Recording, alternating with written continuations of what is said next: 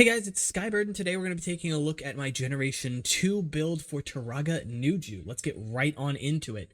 This is the build here, and right off the bat, there are a couple things that probably stand out to you. The weapon, the mask, and the attachment of this armor right here. I went for a hunter vibe, and I think he carries that over quite well. Of course, in this case, using sand blue on the character for now, just because I don't have enough of these light bluish gray shells. I don't hate the sand blue, so I'm not complaining about it, but I may try and make it with the light bluish gray in the future. So that mask actually comes from, I think, KSZ or XSZ, some off-brand, and it was on AliExpress on a store called Love Block. I'm not positive that's the brand because none of the packaging, the instructions, nothing had any branding on it. It was just the package, set of instructions with no words whatsoever. And this mask actually was painted, and it was painted Metro Brown of all things, even though other parts in the set use non-painted dark orange pieces, so I'm not sure why they did it. Cool though, nonetheless, and the paint job was done well, although mine had a scratch on it, which is how I figured out, hey, there's white plastic underneath there, so I went through the effort of removing the material, removing the paint.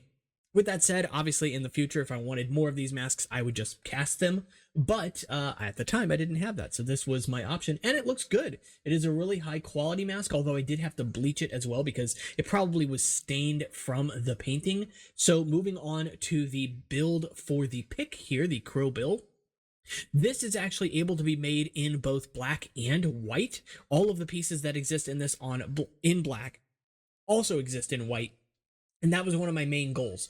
I love the design of this piece. It's actually very simple, and because this little hair piece here is flexible, it can actually bend inside of this cam connection here, giving you this nice tuft of like feathers. It looks so good, and it's really reminiscent, of course, of his original pickaxe from 2001. Of course, that's not the only weapon he has. Since he is a hunter, I also gave him a little icicle dagger, and he even has a icy kind of backpack on the back of him as well. You can see he does have the head from the bulk 3.0, 2.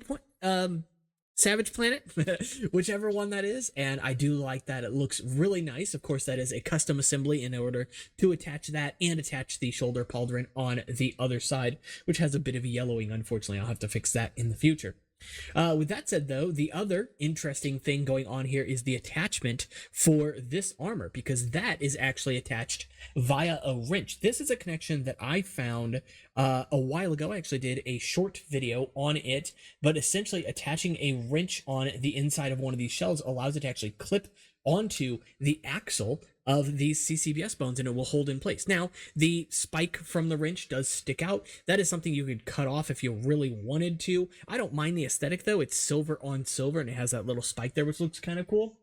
So I think it works out well for this character here. Of course, I think it's a good balance of white, of silver, black, and the sand blue. So I think he holds up really well, in my opinion. Also has the trans light blue eye stalk on the back there. So overall, I really like this set. If I had to give it a score, I have never scored anything. So I guess I would say, in terms of aesthetics, I'm going to give that a 10. I think it looks really good, and it'd be hard to improve it. Not saying it can't be improved by any means. 10 does not mean it can't be made better, but I think it is a good representation of the character. No functions here, so I can't give it any sort of functionality score. And of course, in terms of articulation, as you can see, you will have to move these Hordika necks before moving the arms. Otherwise, you might have issues with knocking the masks off of the arms. But they do have good articulation nonetheless, just keeping that in mind. In terms of building techniques, I don't know. It's pretty good. I think it's relatively straightforward, but there are some interesting things going on.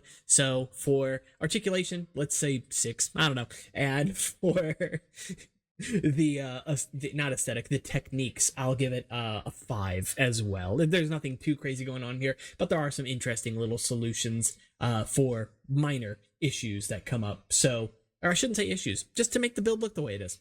So that's pretty much it for this one, guys. If you did enjoy the video, of course, let me know by leaving a comment. Let me know which one you want to see next. We've seen the build for G2 Nuju and G2 Nokama. We'll get this build soon, and I'd like to review those two as well. And that's pretty much it. So make sure to subscribe and check out my links for Discord and Instagram in the description. I'll see you all in the next one. Take care.